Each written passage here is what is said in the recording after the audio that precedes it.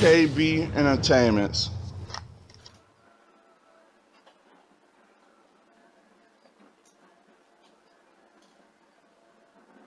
Y'all know what time it is. It's time to get it. Y'all know what time it is. It's time to dive into it. But before we do that, go ahead and hit that like, subscribe, and hit that notification button. The biggest problem people have in Pro-Am is defense.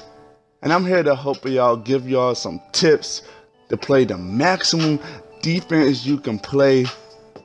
Man, the most important thing, you gotta know every archetype weakness point. But I'm about to break it down how to guard certain builds. First off, you gotta go with the sharpshooter, because y'all know sharpshooters go crazy in Pro-Am. The best thing you can do on sharpshooters, of course you gotta stick on tight with them. You don't want to spam the X button. If you spam the X button, two things are gonna happen. You can get a reach, or you're gonna get scored on. Because most of the time, when you're trying to get that steal, you get taken out to play like all the time, so it makes no sense. When you're guarding a sharpshooter, most people they know the ball is coming to the sharpshooter, they try to intercept the pass from that player. You do not want to do that, because what's going to happen, you're most likely going to miss the ball, and as soon as he catches it, he's going to move to the left or the right, and he's just going to pull up. That simple. That happens all the time in Pro-Am. It's a rookie mistake. But I'm here to help you correct that. When that happens, you do not want to try to go for the steal. All you want to do is stick on that sharpshooter and contest all his shots. Don't go for his ball fakes.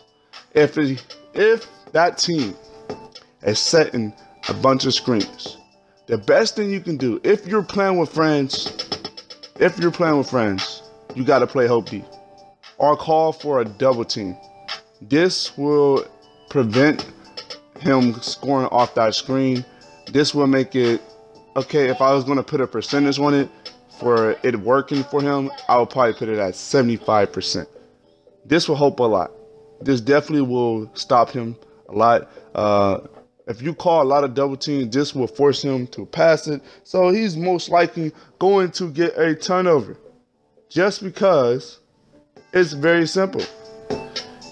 Sharpshooters do not have high playmaking. So if you double team them, they got a high risk of throwing the ball away. So with that said, it's time to go to the slashers. The slashers can be a problem. If they're really good slashers, they can be crazy. First thing, rookie mistake. If you do this, you're trash. If you're guarding a slasher and you stepping up on him, say GG. Because that's all that's going to happen.